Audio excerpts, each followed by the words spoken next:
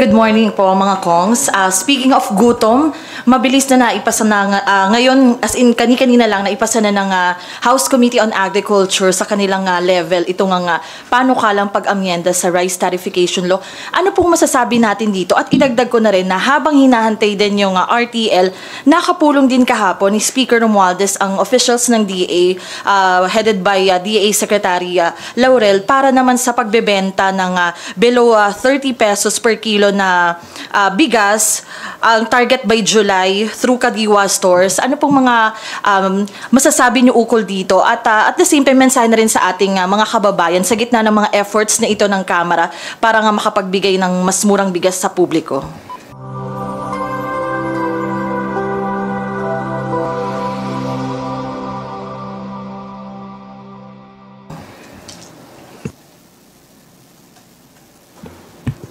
Well, we welcome the development.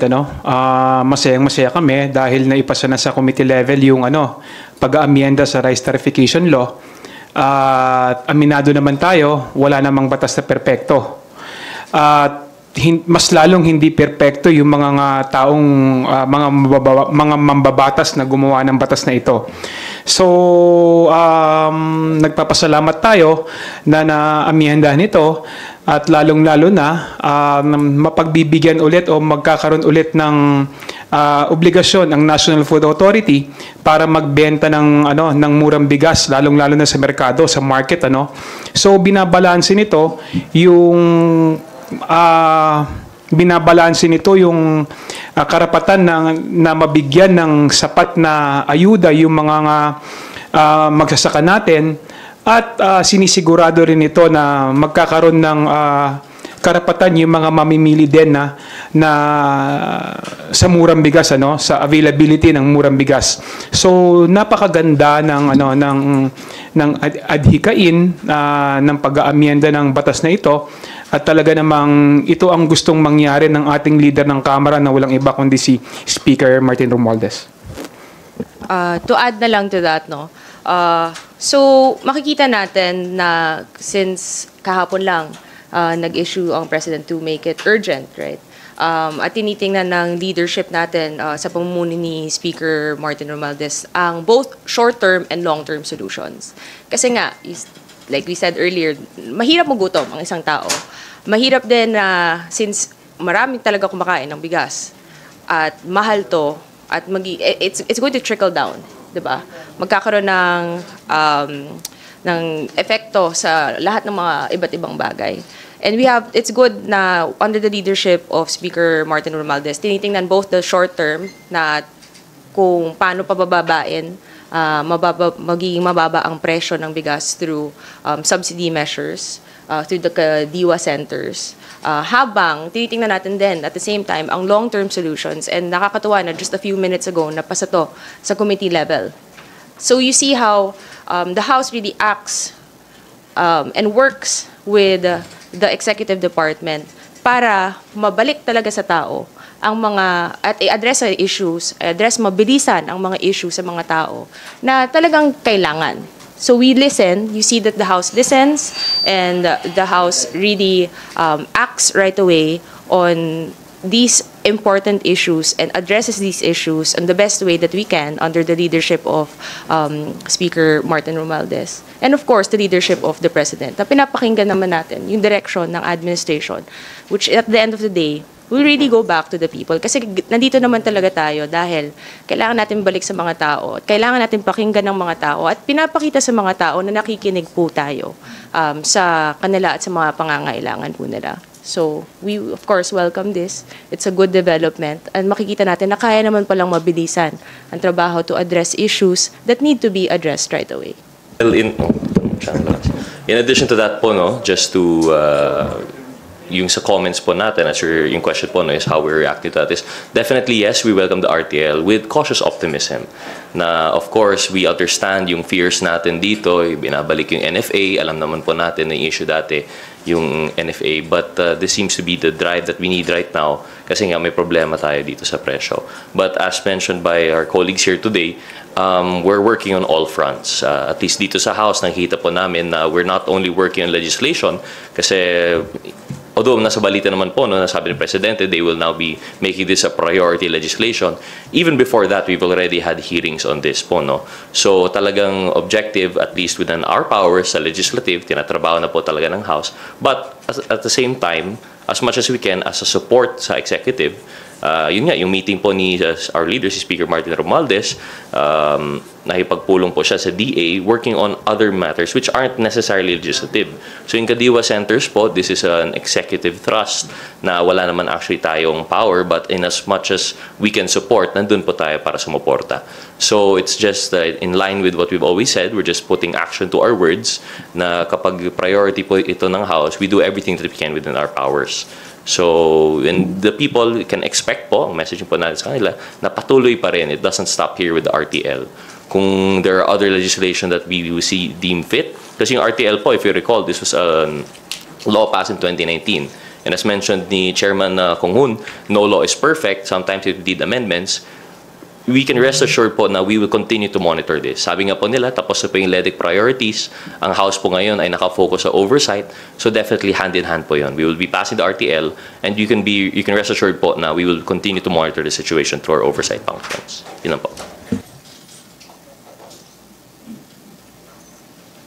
And another question lang po, other topic lang. Kasi kahapon sa isang panayam ng media kay Pangulong Marcos, naitanong na rin sa kanya yung allegations na kinoconnect siya sa illegal drugs along with the actress Maricel Soriano. Sa totoo lang, umiling lang siya, tas tinawanan lang talaga niya yung issue. Ano pong yung masasabi niyo dito na despite this nga and even the PIDEA patuloy nga itong tinatanggi. Pero today, pinagpatuloy pa rin ng committee ni Senator Bato de la Rosa itong Senate investigation nga tungkol dito sa alleged PIDEA leaks. Ano pong masasabi dito ninyo? Well, tama naman yung reaction ng presidente natin, di ba? If allegations like that are thrown at him and it's not a serious allegation, then he just laughs at it. Because seriously, for evidence to be believed, it must be credible in itself and must also come from a credible source. The source dito has already been discredited. In fact, he's facing charges. So, why make it a big issue pa? Diba? It has to be believable in itself first. And in addition,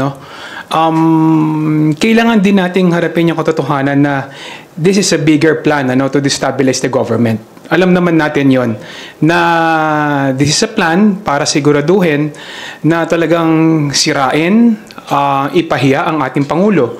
So, sana itigil na yung mga hearing na yan dahil hindi naman ito nakakatulong sa ating, sa ating ekonomiya, sa mga problema ng ating bayan.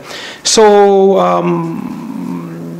pag halimbawa sa mga nitong klaseng mga hearing na wala naman pupuntahan, mas maganda ihinto na lang nila at sumama na lang sila sa sa gusto ng ating gobyerno na mapaunlad ang buhay ng ating mamamayan. Related lang po dun sa sa political alliances. After po nung 2022 elections, nagsabi na po meron po mga nagsasabi na nagsimula na maghiwa-hiwala yung mga members ng unit team. Bukas po magkakaroon ng alliance sa signing yung Lakas tsaka yung PFP. Nakikita nyo po ba na maghihiwalay na yung puti sa Dicolor sa 2025 elections? We have to call a spade a spade, nakikita naman natin ngayon karamihan ng oposisyon nagmumukhang muka ng oposisyon ngayon ang PDP dahil karamihan ng bumabatikos at nagsasalita ng hindi maganda patungkol sa administrasyon mga miyembro ng PDP. Alam naman natin 'yon. At nagpapasalamat nga ako sa kanilang presidente, ang kaibigan natin, si Congressman Pipito Alvarez, dahil patuloy siyang sumusuporta sa ating Pangulo. Ngunit alam naman natin na karamihan iilan sa mga miyembro ng PDP laban, talagang maaanghang ang mga salitang ibinibitawan laban kay Pangulong Marcos. Siyempre, alam din naman natin yung mga salitang binitawan ng former President Duterte. So, syempre, kailangan natin pag sa mga ganitong klaseng koalisyon, meron tayong alignment, lalong-lalo na sa prinsipyo at sa kung saan natin dadalihin yung bansa. Kailangan merong synergy, no, sa kung paano natin mapapaunlad yung buhay ng bawat Pilipino. At saka si Presidente Marcos naman, yan naman talaga yung kanyang sinasabi noon pa, yung unity, no, pagkakaisa, no. So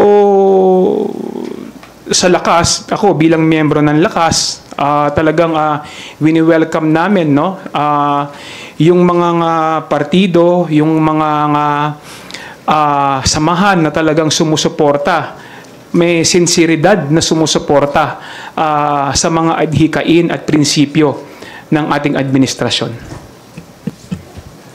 I'd also like to just add, no, maybe we can also look at this in a very optimistic way. As sabi nga na mahihiwalay ba yung deputy sa decolor. Pero in essence, no, I think this is a breath of fresh air for us also. What we're talking about here is a unity between different political parties. And at the same time, it also becomes synonymous to a unity of the leaders, the representatives that the people have chosen, which also means and translates to a unity in the vision that we are looking at for our people, the Philippines. So when we talk about the alliance of political parties, let us also try to think, na what does it spell for the country moving forward? This also means na whatever directive of the president may be, we will also have a unified decision on how best to cater to form any kind of priority legislation, how best to make it available to everybody that we represent. And basically, it becomes the best version of any kind of program from the government. So we welcome this kind of development. No? I just really hope na, you know, the people that don't find this kind of development as something beneficial, I just want to say na lang siguro na let us try to look at this first in a positive light. Kasi malamang sa malamang, lalabas din yung issue na, ito na naman tayo, you know, we're controlling the political, kinokontrol na naman. When in fact, na if we're trying to look at it in the light of being unified as a national government, this is very good also for our country. You will get lesser instances of political divides within the top leaders of our country. You will get lesser issues that we are also getting in from today. Now we're going to have a better vision, understanding of each other moving forward. So there will also be some comments din, papangunahan ko na to, there will also be some comments na, uy, paano to? Yung mga locals naman natin, paano naman sila? Na kung yung national magkaisa, paano naman yung mga local officials natin? Well, that's where the beauty of our democracy comes in.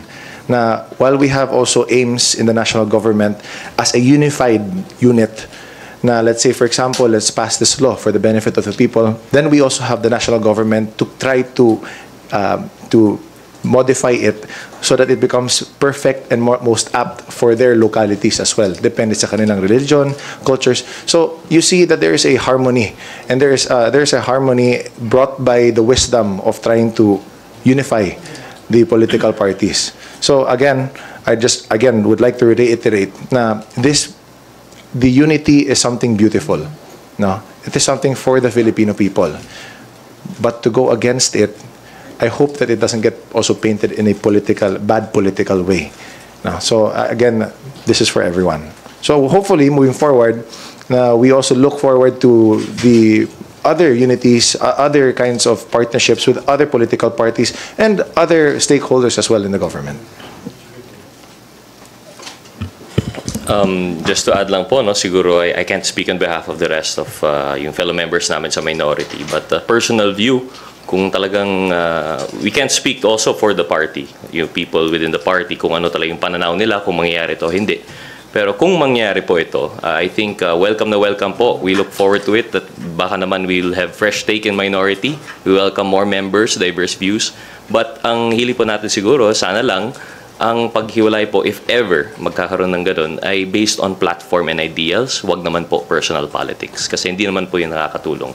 If there will be separation of parties for whatever reason, let it be political ideals. Kasi dun po talaga dapat ang basis ng partido. And because kung magkaka-separation based of ideas, then we can have better, stronger laws through checks and balances. Meron po tayong fiscalizing.